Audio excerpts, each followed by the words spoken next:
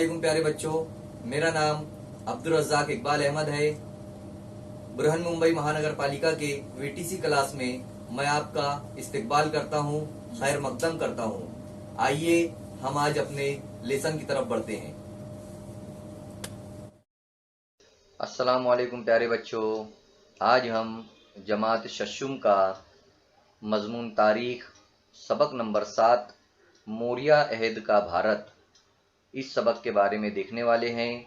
इस सबक में हम यूनानी शहंशाह सिकंदर का हमला, मौर्य सल्तनत और चंद्रगुप्त मौर्य, सम्राट अशोक, कलिंग की लड़ाई, इन तमाम नुकात पर बात करेंगे। इन तमाम नुकात को हम इस सबक में देखेंगे। आइए हम अपने सबक की तरफ बढ़ते हैं।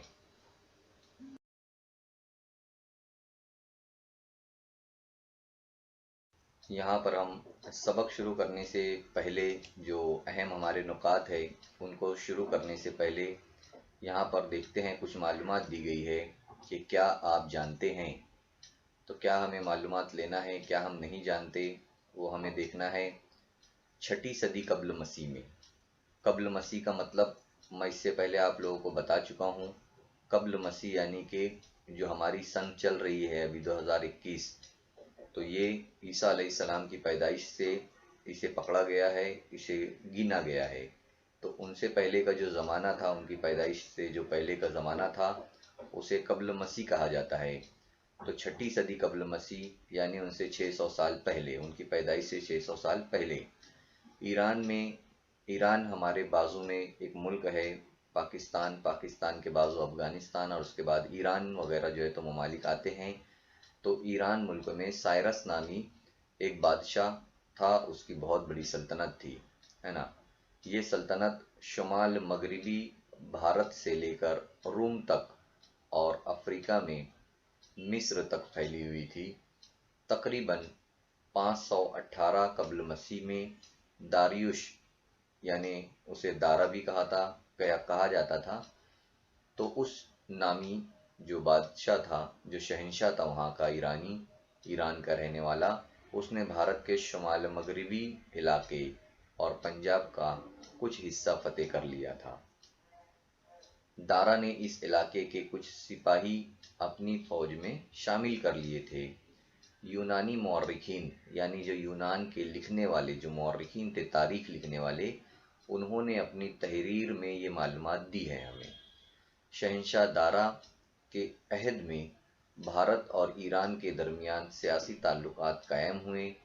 इस बिना पर तिजारत और फ़नून लतीफ़ा की भी जो है तो लेन देन हुए, यानी यहाँ से सामान वहाँ जाने लगा, वहाँ के ताजिर यहाँ आने लगे और अपना सामान फ़रोख्त करने लगे।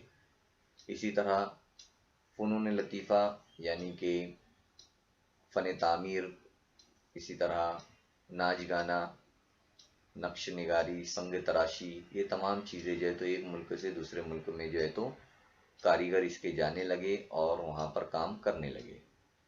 शहंशाह दारा ने अपनी सल्तनत में हर तरफ दारीक नामी एक ही किस्म के सिक्के जारी किए, जैसा कि आप लोग यहाँ पर तस्वीर में देख सकते हैं।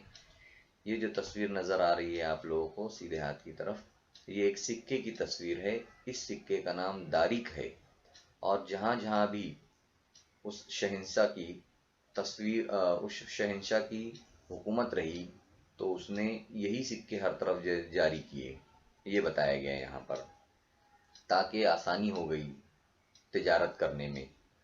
शहंशाह दारा के अहद में राजधानी के शहर परसी पुलिस की तामीर की गई। ये मुकाम ईरान में, है ना, वाक़ है। तो ये तमाम मालूमात थी यहाँ पर शहंशाह जो दारियुश है ना, उसके बारे में, और ईरान और भारत के दरमियान जो ताल्लुकात थे उनके बारे में, कि किस तरह से भारत और ईरान के बारे में पहले ताल्लुकात थे। इन लोगों के तिजारती ताल्लुकात भी थे और सियासी ताल्लुकात भी थे। आगे हम लोग जो है तो मेन यूनानी शहंशाह सिकंदर का हमला अब हम लोग देखेंगे इसमें।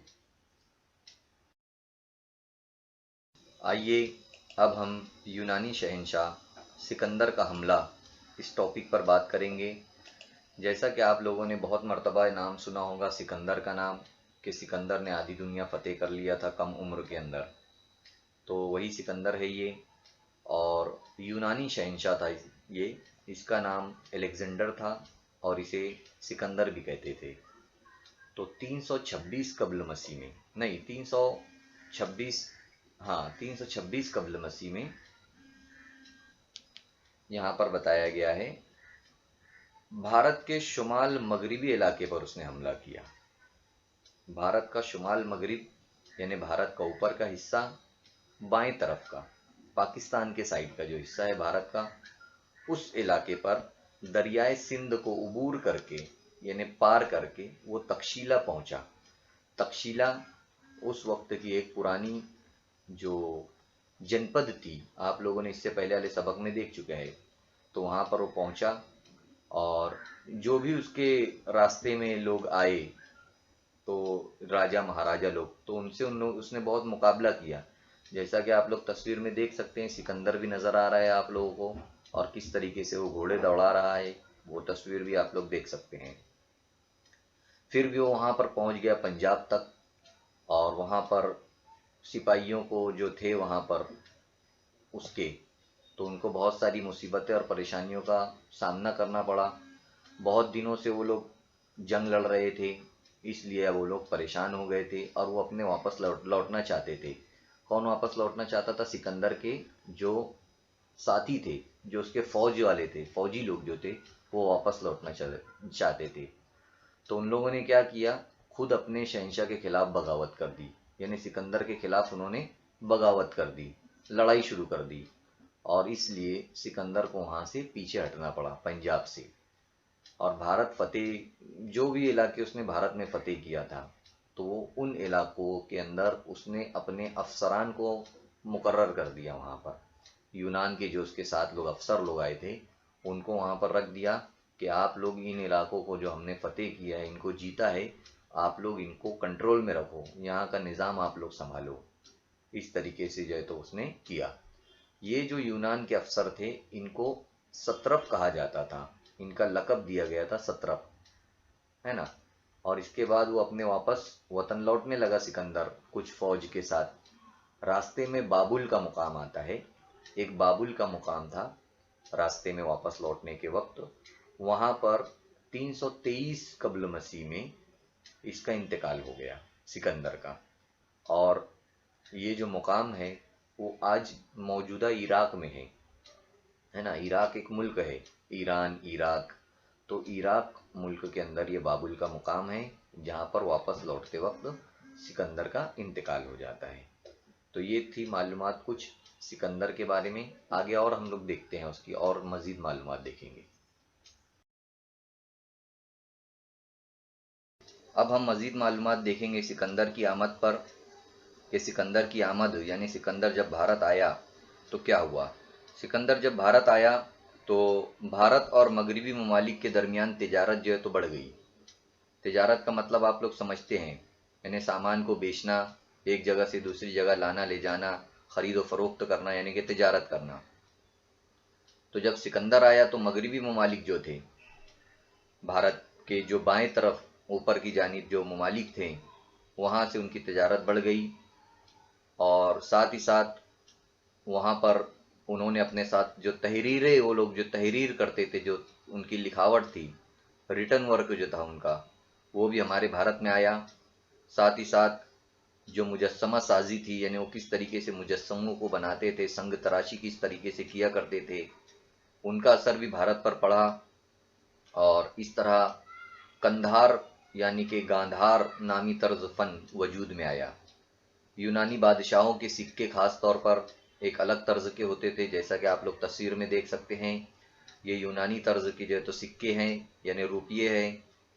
और सिक्कों की एक जानिब बादशाह की और दूसरी जानिब किसी यूनानी देवता की तस्वीर होती थी। आप लोग देख सकते हैं, एक जानिब जो है तो यहाँ पर बादशाह की तस्वीर है और दूसरी तरफ जो है तो किसी देवता की तस्वीर आप लोगों को नजर आ रही है। सिक्के पर उस बादशाह का नाम भी होता था, नाम भी लिखा होता था। सिकंदर के सिक्के भी इसी किस्म के थे, है ना। सिकंदर के चांदी के सिक्के के दोनों रुख आप लोग देख सकते हैं। ये जो सिक्का है सामने हमारे, ये जो घोड़े पर बैठा है आदमी, वो सिकंदर है। और उसके जो सिक्के हैं वो इस जानिब यहाँ पर दिए गए हैं, तो उनके ऊपर भी वही है, वैसे ही जो है तो इनका सिक्का है। और बाद के ज़माने में जो हमारे भारत के राजा थे, भारत में जितने भी राजा महाराजा आए, तो उन्होंने भी फिर इसी तरीके के सिक्के जो है तो ढालना शुरू कर दिए थे। तो ये थी मुख्तसर मालूमात जो सिकंदर के बारे में थी, शहंशाह सिकंदर, जिसे अलेक्जेंडर भी कहा जाता था, तो उनके बारे में मालूमात थी। अब हम आगे देखेंगे मौर्य मुमलिकत, यानी कि मौर्य सल्तनत किस तरह वजूद में आई, ये तमाम बातें हम आगे देखने वाले हैं। अब हम यहाँ पर देखने जा रहे हैं मौर्य मुमलिकत के बारे में। मुमलिकत का मतलब होता है सल्तनत, तो मौर्य सल्तनत के बारे में हम लोग देखेंगे। यहाँ पर चंद्रगुप्त मौर्य, जैसा कि पहली तस्वीर आप लोगों को दिखाई दे रही है, ये चंद्रगुप्त मौर्य की है। तो चंद्रगुप्त मौर्य ने मौर्य सल्तनत की बुनियाद डाली। मगध के नंद राजा की जालिम हुकूमत से लोग बेजार थे। अब यहाँ पर आप लोगों को मगध देखना है, तो यहाँ पर मगध बताया गया है भारत में मशरिक की तरफ दरमियान में मगध हुकूमत यहाँ पर दिखाई दे रही है। यहाँ पर एक राजा था जिसका नाम था नंद राजा। तो नंद राजा की जो जालिम हुकूमत थी उसका खात्मा हुआ, उससे लोग बेजार थे, और 325 कब्ल मसीह में चंद्रगुप्त मौर्य ने इसे शिकस्त दी और मगध जो रियासत थी उसके ऊपर अपना कब्जा जमा लिया। इसके बाद इसने क्या किया, इसने अवंती और सौराष्ट्र, यहाँ पर मैं आप लोगों को बताता हूँ अवंती और सौराष्ट्र। तो देखिए यहाँ पर सौराष्ट्र भी नजर आ रहा है और अवंती भी नजर आ रहा है। तो अवंती और सौराष्ट्र को जो है तो बाद में क्या हुआ, इनको भी जो है तो फतेह कर लिया चंद्रगुप्त मौर्य ने, और इस तरीके से अपनी सल्तनत को जो है तो बढ़ाना शुरू कर दिया। सिकंदर ने जिन अफसरान का तकर्रुर किया था, आप लोगों को याद है कि जाते वक्त सिकंदर ने अपने अफसरान को यहाँ पर छोड़ कर गया था। तो उसमें एक उसका अफसर था जिसका नाम था सेल्यूकस निकेटर। यहाँ पर ये जो तस्वीर नजर आ रही है आप लोगों को, ये सेल्यूकस निकेटर की है। तो सिकंदर की मौत के बाद वो बाबुल का हुक्मरान बन बैठा था, है ना। बाबुल जो मुकाम है इराक में, वहाँ का वो हुक्मरान बन बैठा था, और इसने शुमाल मगरिबी भारत और पंजाब पर हमला किया।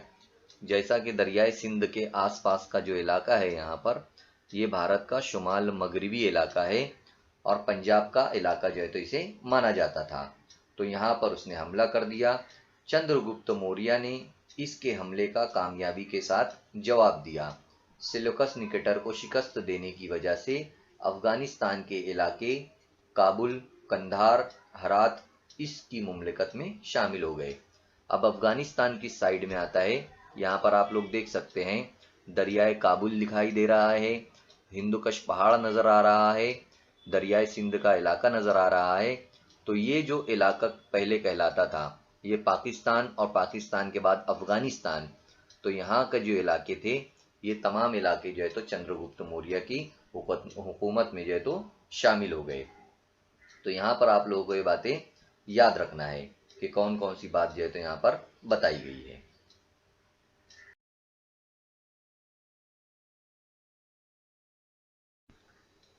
अब हम यहाँ पर देखेंगे कि हमसे पूछा जा रहा है यहाँ पर कि क्या आप जानते हैं। तो अभी हमें देखना है कि संस्कृत के जो ड्रामा निगार विशाखा दत्त ने मुद्रा राक्षस नामी एक ड्रामा लिखा था। इस ड्रामे में उसने ये कहानी बयान की कि चंद्रगुप्त मौर्य ने किस तरह धनानंद का खात्मा करके अपना आज़ाद इक़्तिदार कायम किया। इस कहानी में आर्या, चाणक्य या कौटिल्य के किरदार को खास अहमियत दी गई है। आप लोगों के सामने दो तस्वीर भी दी गई है।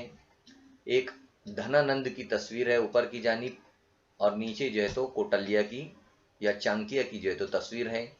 ये बहुत होशियार, चालाक और ज़हीन आदमी थे, और ये मौर्य दौर में जो है तो थे।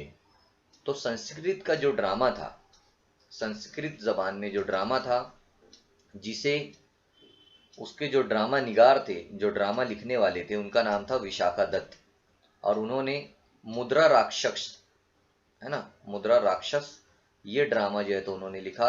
और धनानंद को जो है तो किस तरीके से धनानंद का खात्मा हुआ और किस तरह से चंद्रगुप्त मौर्य ने मौर्य सल्तनत की बुनियाद डाली, वो इस ड्रामे के अंदर बताया गया था। तो यहीं पर ये जो है तो बात बताई गई है।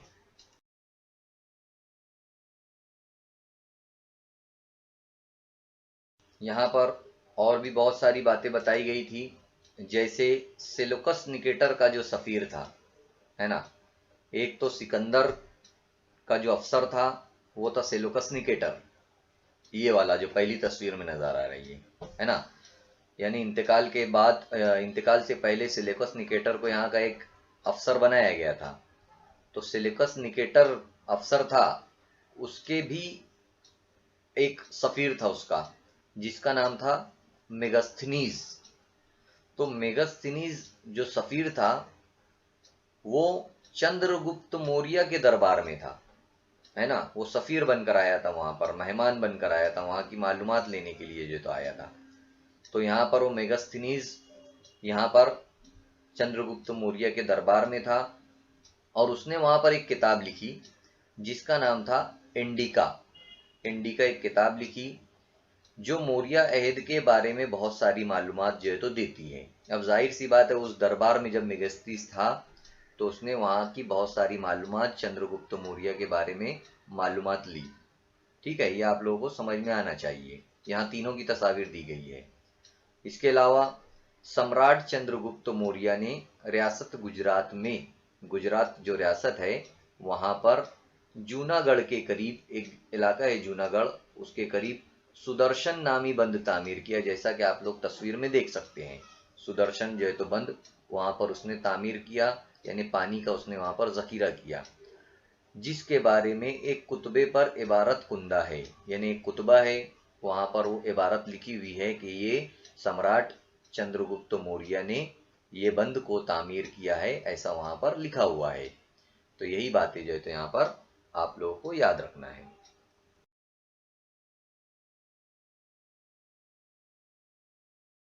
अब यहाँ पर हमें देखना है कि क्या आप जानते हैं। जैसे जैन रिवायत के मुताबिक ये बात तस्लीम की जाती है कि चंद्रगुप्त मौर्य ने जैन मजहब को कबूल कर लिया था। जैन मजहब का सिंबल आप लोग देख सकते हैं, यहाँ पर उसकी निशानी दी गई है। तो ऐसा कहा जाता है कि चंद्रगुप्त मौर्य ने जैन मजहब को कबूल कर लिया था। उम्र के आखिरी दिनों में, है ना, उम्र के आखिरी दिनों में इसने तख्त ताज को तर्क कर दिया था, यानी तख्त ताज को छोड़ दिया था, बादशाहत को छोड़ दिया था। और इसने बाकी जिंदगी कर्नाटक के शरून बेलगोल, ये जो मुकाम है शरून बेलगोल, यहाँ पर उसने अपनी जिंदगी को जो है तो बसर की, और वहीं पर उसका इंतकाल हुआ चंद्रगुप्त मौर्य का। तो ये याद रखना है आप लोगों को कि उसने जैन मजहब कबूल किया था और आखिरी वक्त में जो है तो तख्त ताज सब छोड़ दिया था। अब हम यहाँ पर देखने जा रहे हैं सम्राट अशोक के बारे में, है ना। सम्राट अशोक का नाम आप लोगों ने सुना होगा, कई सीरियल भी जो है तो अशोक के नाम से जो है तो टीवी पर दिखाए जाते हैं। तो सम्राट अशोक के बारे में हम देखते हैं। चंद्रगुप्त के तख्त ताज छोड़ देने के बाद, जैसा कि मैं भी आप लोगों को बताया कि चंद्रगुप्त जो है तो मौर्य ने आखिरी में जो है तो जैन मजहब को कबूल कर लिया था और आखिरी वक्त में तख्त ताज छोड़ दिया था।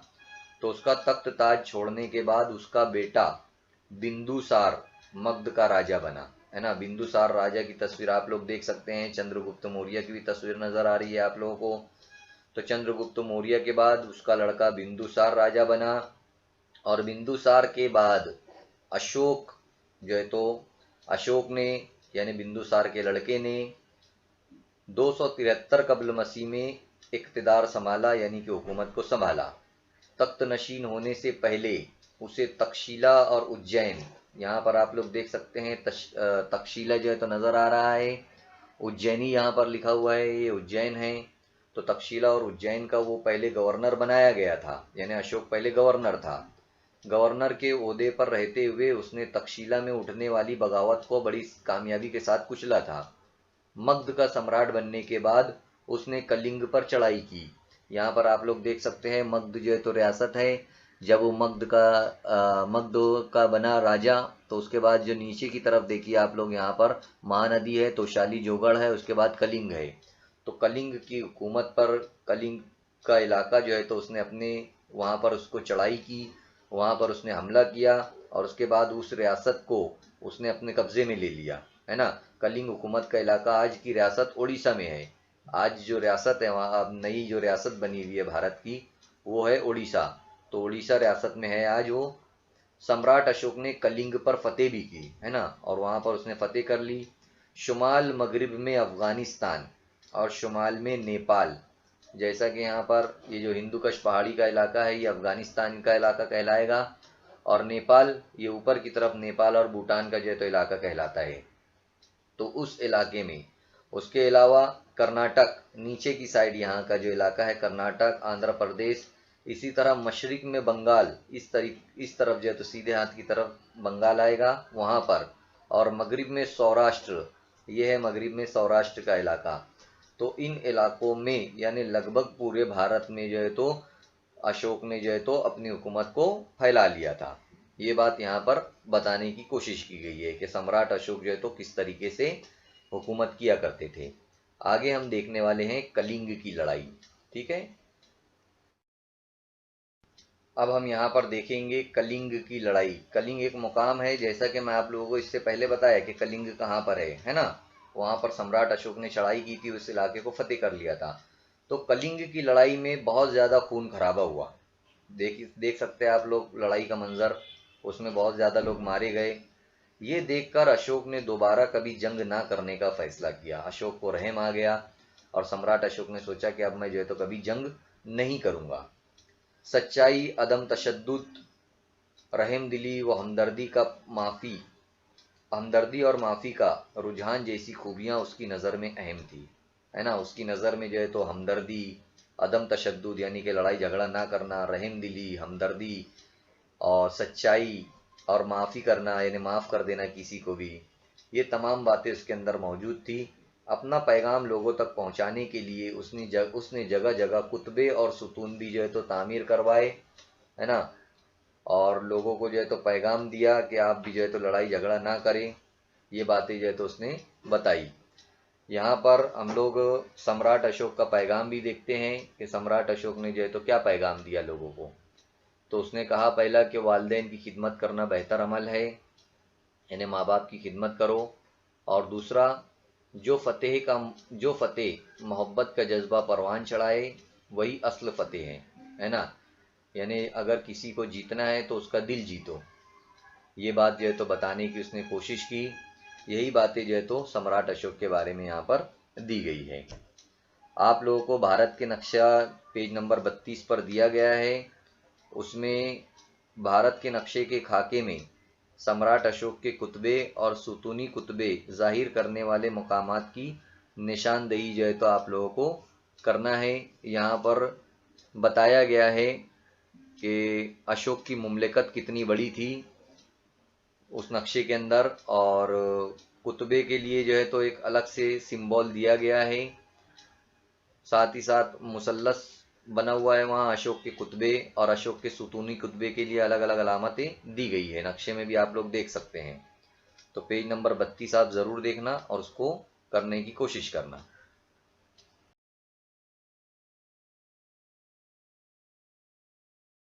जैसा कि यहाँ पर अभी आप लोगों को बताया गया कि उसके कई जगहों पर कुतबे थे, सुतून बनाए गए थे, तो ऐसे ही एक जगह दिल्ली टोपड़ा के मुकाम पर भी जो है तो सम्राट अशोक का एक कुतबा है, जहाँ पर लिखा हुआ है कि चमगादड़ों, बंदरों और गेंडों वगैरह का शिकार करने और जंगल में आग लगाने की जो है तो सख्त ममानियत की गई थी, यानी मना किया गया था, है ना। जंगलों में आग लगाने पर और बंदरों का, गेंडों का और चमगादड़ों का शिकार करने पर भी जो है तो पाबंदी लगाई गई थी। अब हम देखेंगे मजहब की अशात के लिए अशोक के इकदामात, यानी मजहब की जो अशात थी, बुद्ध मजहब की अशात, है ना। तो बुद्ध मजहब को फैलाने के लिए उसने क्या काम किया। अशोक ने बजाते खुद बुद्ध मजहब को कबूल किया था।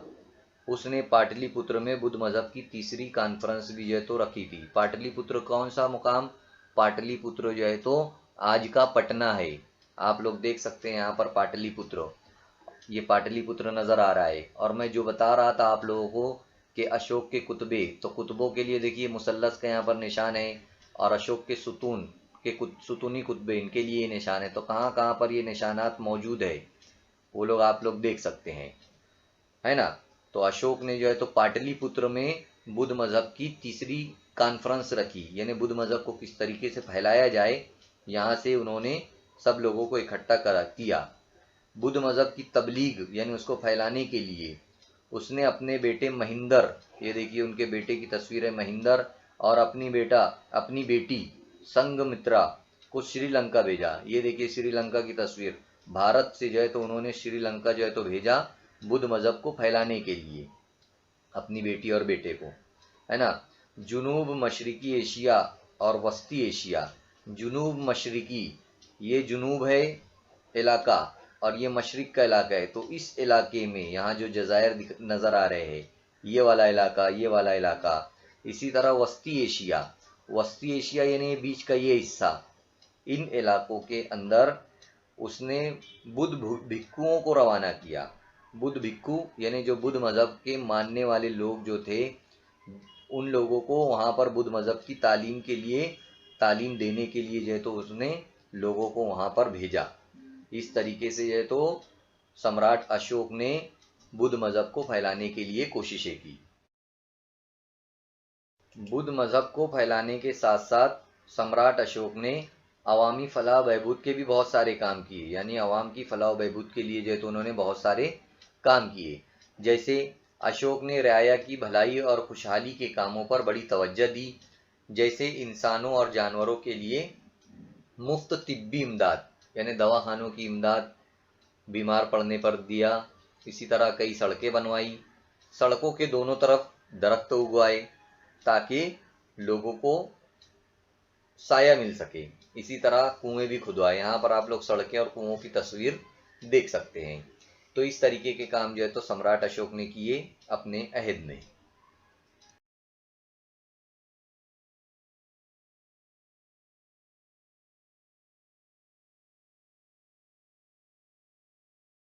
अब हम यहाँ पर देखने जा रहे हैं मौर्य अहद का इंतज़ाम हुकूमत, के इंतज़ाम हुकूमत किस तरीके से था मौर्य अहद का।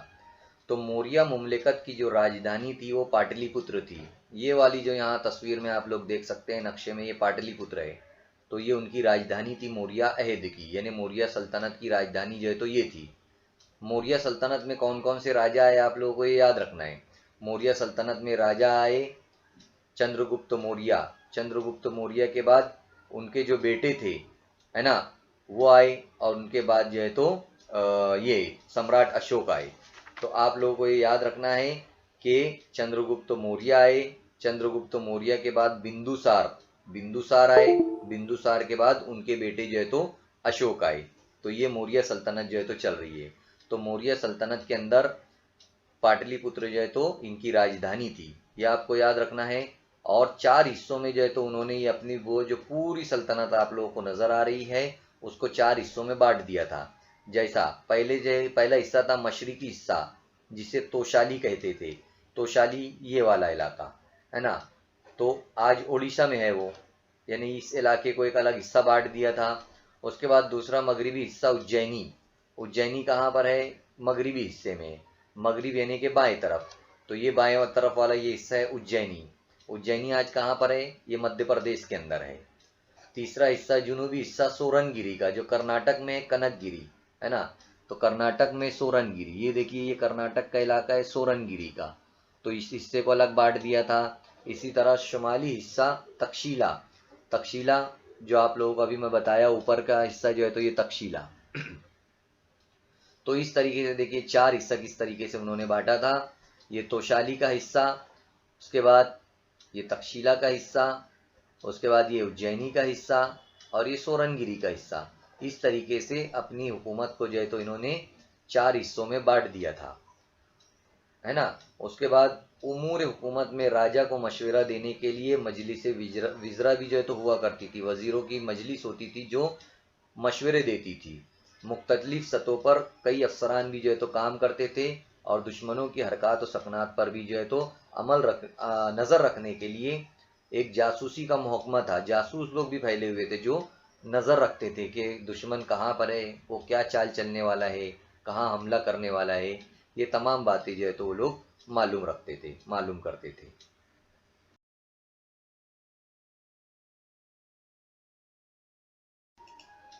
अब हम यहाँ पर देखेंगे मौर्य अहद की अवामी ज़िंदगी, यानी वहाँ पर आम जिंदगी क्या थी, वहाँ के आवाम लोगों की जो लोगों की ज़िंदगी थी वो क्या थी।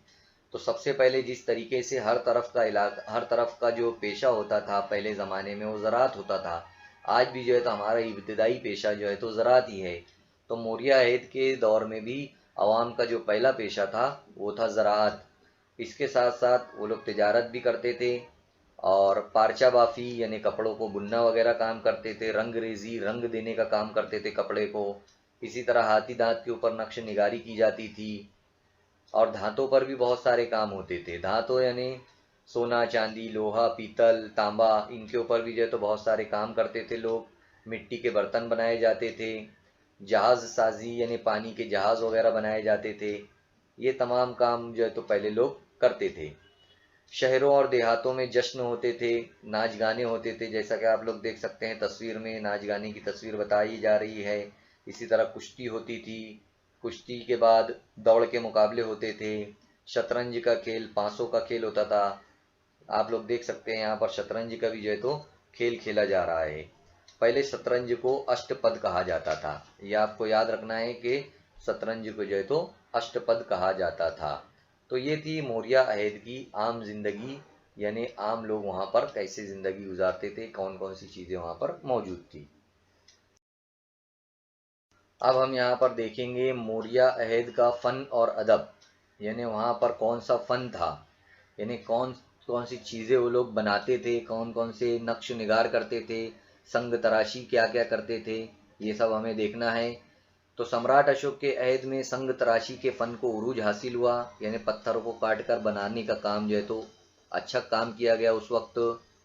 इसने जो सुतून बनवाए इन पर शेर हाथी और बैल जैसे जानवरों के बहुत उम्दा मुजस्समे हैं, है ना। उन्होंने बहुत बड़े बड़े सुतून बनाए, पिल्लर्स बनाए, तो उनके ऊपर शेर है हाथी है बैल है, उनकी तस्वीर भी बनाई गई। सारनाथ का एक सुतून बनाया गया, देखिए यहाँ पर सारनाथ का सुतून का ऊपर का हिस्सा जो है तो यहाँ पर दिया गया है। तो इसके चारों तरफ शेर हैं, एक दो तीन और एक पीछे साइड, उसके चारों तरफ जो है तो शेर है। सामने से देखने पर सिर्फ तीन ही नजर आते हैं, जैसा कि आप लोग देख सकते हैं कि तीन ही नजर आ रहे हैं हमें। ये भारत का कौमी निशान यानी कि शाही मोहर, जिसे राज मुद्रा भी कहते हैं, वो इसे ही कहते हैं, शाही मोहर है ये हमारे भारत की, है ना। आप लोग देखेंगे नोटों पर सिक्कों पर और जितनी भी सरकारी चीजें होती हैं वहां पर इनकी ये जो सिंबल है ये हमको नजर आएगा। इसके ज़माने में खोदी गई बराबर टेकरियों पर जो गुफाएं हैं वो बेहद मशहूर है। ये बराबर टेकरियों की गुफाएं हैं, तो वहाँ पर ये जो है तो बहुत ज़्यादा मशहूर है वहाँ पर। और ये गुफाएं बिहार में हैं। भारत में जो गुफाएं हैं इनमें गुफाएं ज़्यादातर गुफाएं कदीम तरीन है ना ये गुफाएं। तो आप लोगों को याद रखना है कि मौर्य अहद में ये तमाम चीज़ें जो है तो इन्हें संग तराशी को जो है तो अच्छी खासी जो है तो अहमियत दी गई। इन्हें ज़्यादातर पत्थरों को काट कर खूबसूरत उनको बनाया जाता था। यहाँ पर मौर्य अहद के ही फन और अदब के अंदर है कि क्या आप जानते हैं, क्या जानना है देखते हैं। सारनाथ में वाक़े अशोक का जो सुतून है यानी लाट, उसको सामने रख कर भारत की शाही मोहर बनाई गई, ये बताया मैं आप लोगों को।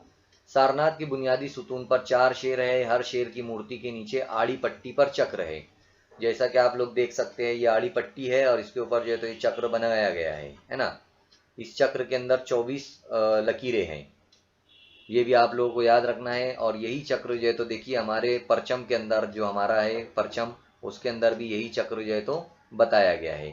चक्र के एक जानिब घोड़ा है, एक जानिब जो है तो उसके घोड़ा है और एक जानिब उसका बैल है, बैल बनाया गया है, सांड, जिसे सांड कहते हैं। शाही मोहर का जो पहलू नजर नहीं आता उस पहलू पर इसी तरह हाथी और शेर बने हुए हैं, है ना।